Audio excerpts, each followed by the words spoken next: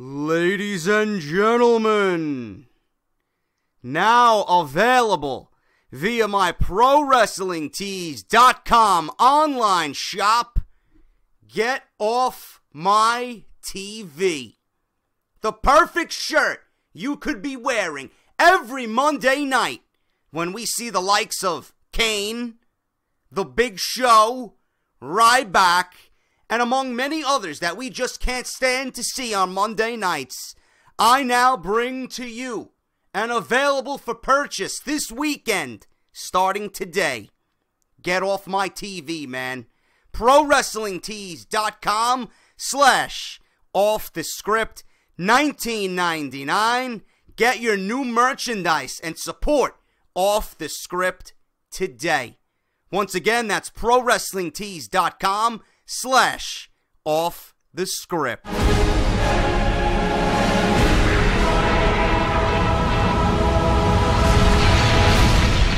What is going on, guys? JD from New York here, and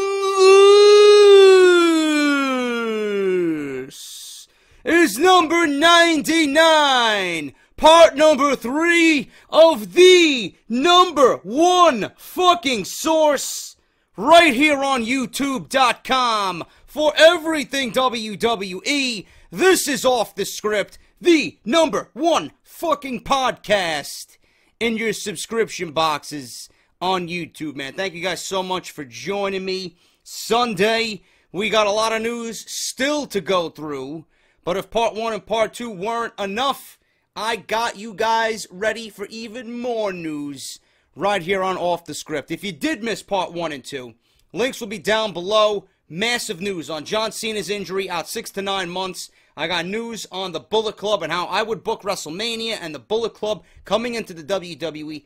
Ton of fucking information in parts 1 and 2. If you missed it, links are down below. If you guys want to follow me on Twitter, at JD206. And please, if you want to support the show, go out and buy your hashtag Get Off My TV t-shirts from ProWrestlingTees.com, my online shop. $19.99, comes in all sizes, ships all over the world, and I'm hearing that people are getting their shirts this week, man. Gonna be fucking awesome. If you do get a shirt, make sure you tweet it at me. You can always get a shirt, man. That's ProWrestlingTees.com/Off The Script.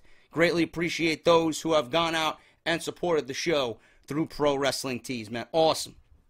Now, I'm not going to waste any of your time, man. I got a lot of fucking news to get through, and more news on John Cena. Breaking news again regarding his injury. This is the absolute latest report on Cena's injury and his surgery. John Cena's injury has caused quite the stir in WWE. It's depleted an already struggling roster full of injuries. Now, John Cena's injury has caused Vince McMahon to make major changes to the company's Wrestlemania plans. Cena can't wrestle at WrestleMania 32, but that doesn't mean he will not appear. The 15-time world champion elected to have shoulder surgery as soon as possible. WWE.com did post graphic photos of his surgery and posted the following on Twitter showing Cena after the surgery. After a successful surgery, Cena is already doing rehab. WrestleMania 32 is roughly 3 months away. No matter what happens to Cena in Hollywood over the next few months, he could appear at WrestleMania in a non-wrestling role. There is a lot of speculation within WWE that Vince McMahon and company would rather have Cena in that role. There is a lot of speculation within WWE that McMahon and company would rather have Cena in that role than not have him appear at all at WrestleMania. As of now, there aren't any specifics about what kind of role WWE would like to put Cena in Dallas. But it's crazy to think that John Cena wouldn't be involved in WrestleMania, even though he is injured and has surgery and will be rehabilitating. John Cena will more than likely be at WrestleMania in some point. There's even some speculation that John Cena will come back and be ready for WrestleMania. I don't know. I doubt it, but WWE would be wise to book WrestleMania without John Cena's services. So that is the latest on John Cena. More than likely, he will be at WrestleMania. Doing what? I don't know. He may get involved in a match. He may set up something for when he does return. I don't know what's going on, but Vince McMahon wants Cena there than not have him at WrestleMania at all. And you know Cena's going to want to be there in some way to lend a helping hand at WrestleMania 32 in front of the largest crowd that WWE ever packs into one place for a wrestling event, man. They are going to break records, and I'm sure Cena wants to be there, and I'm sure Vince wants Cena there in some way, shape, or form. So that is the latest on John Cena. News on Randy Orton. This is very interesting about Randy Orton. Randy Orton took to Instagram to refute reports that he's getting neck surgery after he rehabs his shoulder. Orton wrote the following in the comments section of an Instagram post. I quote, "I see many of you think I need neck surgery. I heard weeks ago that Meltzer stated it is a fact. I don't keep up with gossip, so I didn't think anything of it. As far as my shoulder, I was cut on December 8th. Things are going ahead of schedule, and I'm pumped to get back to work. As far as my neck, and I'm only debunking this fact by Meltzer for the sincerely concerned fans, I do not need neck surgery. Remember, unless you hear it on WWE.com, you really shouldn't take everything you read online concerning pro wrestling and take it with a grain of salt." For the record, Dave Meltzer's report from several weeks ago stated that Orton's shoulder injury was serious and would likely keep him off WrestleMania. He also noted that once Orton recovers from the shoulder surgery, that he would have to get neck surgery. Meltzer said that the expectation is the surgery on the neck would not be serious and the purpose of it would be to clean out bone chips in Orton's neck. Meltzer said it was possible but unlikely that the neck damage is worse than they think, and if that was the case, then he would need a neck fusion surgery. Again, Meltzer said that the neck fusion was unlikely. Since Orton mentioned WWE.com as the place to go for injury news, it's worth noting that WWE.com has posted legit and kayfabe injuries on their website, in some cases that have opted to hold off on any real news injuries or any injury news. The one case that sticks out to everybody is Daniel Bryan. News on his health and issues of his health came out in the Observer while people in WWE were issuing denials. Also, Ric Flair has also been saying on his podcast that Orton needs neck surgery. So, Ric Flair wouldn't take to the airwaves and say that Orton needs neck surgery if it wasn't, fact. Daniel Bryan, WWE has been on and off, hot and cold with that. WWE.com, I've always stated on this show as well that you can't really trust WWE.com for news and rumors. I mean, that's the last place I would go for news and rumors. That's the last place I would go as far as an injury. I mean, if it's serious enough, everyone's going to catch wind of it, and then WWE has no choice but to report the real injury and not be kayfabe with it. WWE, plays the fucking game, and they hype up injuries, and it's all part of a storyline, so you don't know what to believe on WWE.com. Randy Orton might be saying this just to downplay the severity of the injury. We don't fucking know. Dave Meltzer, for all we know, has... I know that he's got inside sources at WWE. A lot of the stuff that he gets might be true. A lot of the stuff he gets might not be true. But, Dave Meltzer is the #1 source for WWE news and rumors, really, in the entire industry. Everybody goes through Dave Meltzer. And when Dave Meltzer reports something, it catches fire all over the place. So you got to take something that this man says and believe it with something, Orton, I think he just might be downplaying it. Will he be at WrestleMania? No. Will he be back for the summer? Yeah, he'll be back. I don't know how serious the neck injury is. Maybe he just needed time off. If he needs fusion neck surgery, we definitely won't be seeing him until 2017. We might not even see him ever again if he needs neck fusion surgery. Who the fuck knows? Tyson Kidd just had neck fusion surgery. We ain't seeing him. I don't know when the next time we're going to be seeing Tyson Kidd is. But for this report about Randy Orton, he's saying don't believe it. I'm saying that Orton is just kind of putting a fan on the flames and calming everybody down because everybody's all up in arms about the WWE injuries lately, and they're wondering what's going on. And Orton's out, Bryan's out, Rollins out, Cena's out, this one's out, your mother's out, your sister's out. Everybody's fucking out. Everybody's on the DL. So this may be Randy Orton's way to calm everybody down. He doesn't want to scare anybody. Cena's going to be out most of the year. Orton's going to be out most of the year. He just may be fanning the flames as far as his injury and the severity of his injuries go. So that's that on Randy Orton. So we got news on Randy Orton. We got news on John Cena. One of the more interesting dynamics of Charlotte's WWE Championship title reign is the fact that it's been a silent comeback of Ric Flair as her manager. First and foremost, a male manager for a WWE diva is a rare treat. The fact that it's Ric Flair adds a lot of depth, history, and it gives a lot of heat to Charlotte's heel run. I don't like it, because I think Ric Flair is getting more attention than Charlotte, and it should be the other way around. She is a Flair, and WWE has chosen to embrace it, and it's given Charlotte's character a win-by-any-means attitude that makes her look strong. She's currently in a feud with Becky Lynch for the WWE Divas Championship, and the Nature Boy has been a key part of their feud, using heel tactics to help Charlotte win matches. According to WrestlingEdge.com, Mick Foley had a comedy show on Thursday night in Greensville, South Carolina, and claimed that he is hopeful for a new role on WWE television. PW Torch is reporting that Foley is throwing out the idea of managing Becky Lynch during her feud with the Flairs. Foley and Flair have a strange history, but including Foley would even the odds on the outside of the ring and allow Charlotte and Lynch to tell some good stories inside the ring. I wouldn't be all that against that. I mean, I would be for that. I just don't see how the crowd is going to be receptive to that, because they really haven't been that receptive at all. You know, to me, Becky has been the best diva as far as in-ring competition goes out of the bunch so far.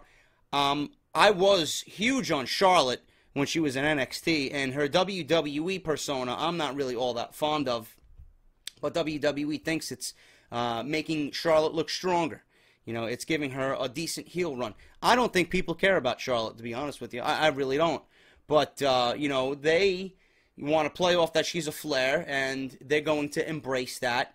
A win-by-any-means attitude. I don't mind that, but, you know, with Ric Flair being out there, it's tough to get invested in what Charlotte is doing when everybody's wondering what's Ric Flair going to do? What's Ric Flair going to do next? How is he going to help his daughter win this match? Instead of what Charlotte is going to do to keep her title. It's always about Ric Flair. So that's the only thing that I don't like. But this feud with Becky, if you add Mick Foley to it, I think it could get some much-needed fire under it. So we got to see what happens. I would love to see it. I haven't heard any other reports about it actually happening. But if it does happen, I would be for it, and I would be very interested to see what that does for this feud, because it's going to need a little something. You know, you can't rely on Ric Flair. You can't rely on the women in the ring, because a lot of the fans just haven't been as receptive to the divas on the main roster that we all loved down in NXT. And Mick Foley could be that outside factor that makes people, you know what, maybe I should take some interest in this.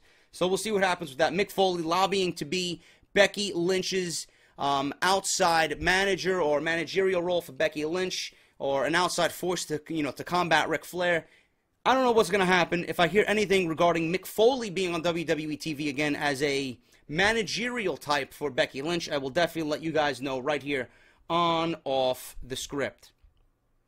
The 15-time WWE World Heavyweight Champion elected to have shoulder surgery as soon as he possibly could. WWE.com did post graphic photos of John Cena's surgery following what had happened. And Sasha Banks is also now injured. This was reported on WWE.com. The boss was sidelined with an injury after her match against Becky Lynch on Raw in Brooklyn a few weeks ago. While it's most likely that she is banged up, frankly, what full-time wrestler is not banged up on WWE's main roster? Regardless, Banks posted the following from her Tumblr account and said, and I quote, "Not these reports again." And then she said, "You're expected to wrestle every single show if you're not injured." However, it's also being reported that the reason the rumor began is because the former WWE Divas Champion Paige is very, very banged up at the moment and taking some time off from the ring. Paige has been noticeably absent from the ring, and that's because of an undisclosed injury. Paige is working out at the WWE Performance Center. It looks like she's just taking a little time to rest and heal for WrestleMania season. She could even be back as soon as the Royal Rumble. Charlotte is in a feud with Becky Lynch right now, and injecting Paige into that mix to make their feud interesting, possibly for a triple threat match leading into WrestleMania. Charlotte, Becky, we know what's going on with them. Paige probably going to be back in the mix there. Reported that Paige is a little banged up right now. She's at the Performance Center getting herself ready, probably for the best. Got to get ready for WrestleMania season. You don't want anybody else missing WrestleMania. Sasha Banks, on the other hand, she may be dealing with an injury, but it's not serious. She is debunking all this She is not hurt. She is not out. She is not wrestling. She's not on Raw because of an injury. So everybody freaking out about Sasha Banks. Sasha Banks, from her mouth on her Tumblr, says that she is okay, and do not believe these reports, and actually said not these reports. Again, I know everybody was tweeting at me, JD, Sasha Banks is hurt. Listen, there's some things I believe and some things I do not believe. This is not one of them that I really took a keen interest in. I didn't find it to be all that big, and you know, it's not something I would worry about. But Paige, on the other hand, I didn't hear about Paige being hurt until I read this report. So both of them should be back on TV regardless. Don't read or don't believe everything that you read. So just take it easy. Sasha Banks is fine, okay? The rumor mill was going around about Sasha Banks recovering from an undisclosed injury. The news on Natalya was accurate. Sasha Banks personally thwarted the rumor dead in its tracks. Many sources reported John Cena's injury. That's caused quite a lot of stir. That's the whole reason for all these injuries, and you know, everybody causing quite a lot of stir. Ever since John Cena went down with an injury, you gotta be wondering what the fuck's going on. So John Cena being injured has caused a trickle-down effect for everybody on the roster. Goes from Paige to Banks to Randy Orton. Everybody's concerned about the injuries, and it all stems from John Cena. All right, James Storm. Everybody's wondering what's happening with James Storm. During this week's TNA Impact on Pop TV, former TNA champion James Storm returned to the company after appearing in NXT a few times for singles matches and being rumored to be in negotiations for a coach wrestler role with the brand. It is now being reported by ProWrestlingSheet.com that the main reason for Storm's return to TNA was solely money. That shouldn't come as a surprise because that's usually how things go, but the report says that WWE was only offering Storm less than $100,000 a year, and TNA was willing to double that salary. It is being reported that Storm signed a 2-year deal to return to TNA, and that contract gives him a sizable cut of merchandise sales.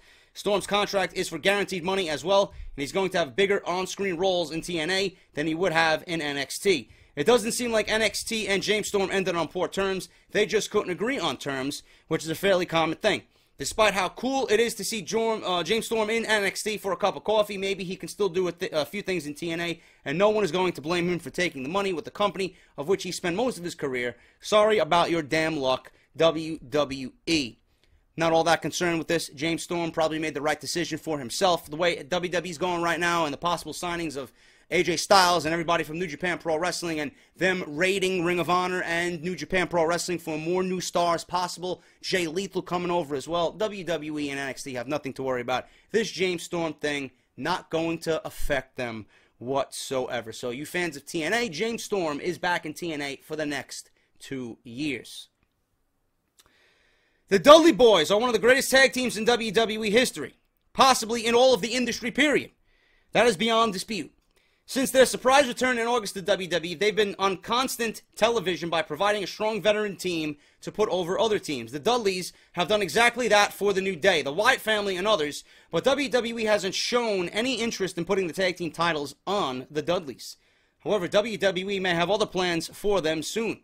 Before anybody gets too upset about the idea, this news is only a potential idea and something that is only being discussed as of now. Having said that, there is some talk of splitting up the Dudleys, which makes the idea plausible if the Bully Ray character in TNA that allowed Bubba Ray Dudley to become a major player in TNA and became world champion. As of this writing, it's just a pitched idea. WWE creative pitched ideas constantly and nothing could come of it. However, WWE has entertained bringing back the Bully Ray character to WWE before. Anything can happen in WWE, but the company would need to have a plan for the tag team division before they ever did something as radical as breaking up the Dudleys. I would be for the Dudley Boyz to be broken up. If you want to make Bully Ray a part of the Bullet Club, I would love to see that. I think that would be fucking phenomenal for Bully Ray, but I would not do it. This is something I would not do, and here's the main reason why. I would not break the Dudley Boyz up until you bring back the Hardys. I would not break them up until you feud these two teams together because everybody wants to see it. It could be magic all over again. People want to see this. People have been fucking thirsty for it. I think that needs to happen before you start the next phase of splitting up the Dudleys. That would leave Devon with nothing to do. Devon is nothing without Bubba Ray. You know, Devon hasn't proved himself as a single star on his own. Bubba Ray has. Why would you want to use one and not the other? Right now, you're going to utilize both men equally. This is what you need to do. The WWE Tag Team Division could definitely use the Dudleys for many, many months. With the Hardys being rumored coming in, why would you want to ruin that opportunity? Why? I don't understand that logic. I'm not saying I'm not for this idea. I'm not saying that this is something that people don't want to see. I think it's a great idea. I would love to see the Bully Ray character in WWE. I think Bubba Ray has a fucking natural voice on the microphone that makes you want to listen to him. He garners your attention. I would love to see that back in WWE, and it would give them another main event guy. Seriously, but before the Hardys come in, you don't want to break these guys up. You don't want to break these guys up at all. That's something everybody wants to see. Stick to that path. They've been talking about it on Twitter. They've been throwing ideas out on Twitter. Just wait. Patience is key here. The Dudleys are going to be in the WWE for the rest of their career. You can always break them up. Wait till the Hardys come in, and wait till we get that match that we've all been waiting for with the Hardys and the Dudleys again. Everybody wants to see it, including this guy right here. And finally, guys, on Monday Night Raw this week, the weekly shenanigans by the New Day were interrupted by the return of former six-time WWE Champion Chris Jericho. During his return segment, Y2J announced that he will be one of the 30 entrants in the Royal Rumble match. At the time, the winner was believed to be the #1 contender for the WWE Championship at WrestleMania, but Vince McMahon made the match for Roman Reigns' world title. As of this writing, Jericho is also advertised for WWE Fastlane in Cleveland. If Jericho is remaining with WWE through at least February, there's a good chance that he will be involved at WrestleMania in one way or another. On the latest episode of Talk is Jericho, Y2J explained the plan for his return to the WWE. The idea of the New Day clock turning into his countdown went according to plan, but his return was leaked hours before the dirt sheets.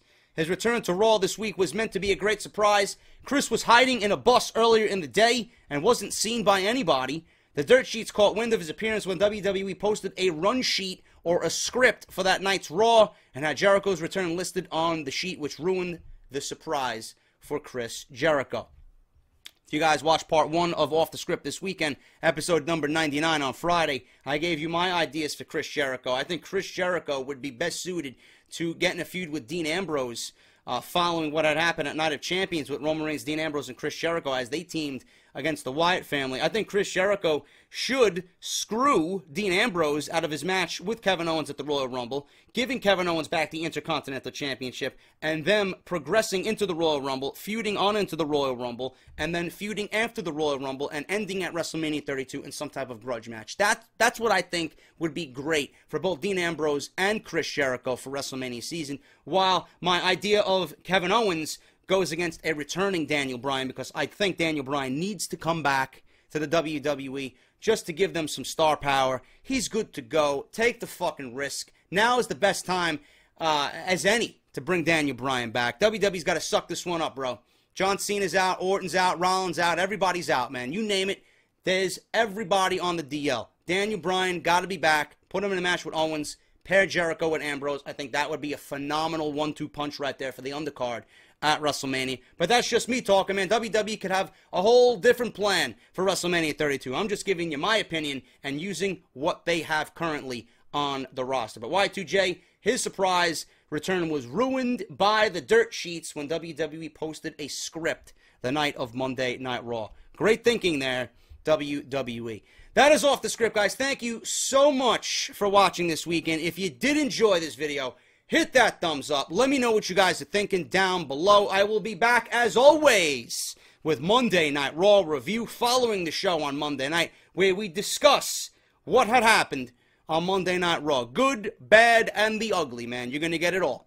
Thank you guys for watching Off the Script. Hit that thumbs up. Make sure you guys check the description for everything you need. If you missed anything, if you want to buy a t-shirt, if you want to donate, WrestleCrate.com. Use the code JDSentMe for an instant 10% off your first purchase. Everything you guys need is down in the description below. I'm JD. Thank you for watching Off the Script. I'll be back on Monday with Monday Night Raw review. Until then, take care. Have a great weekend.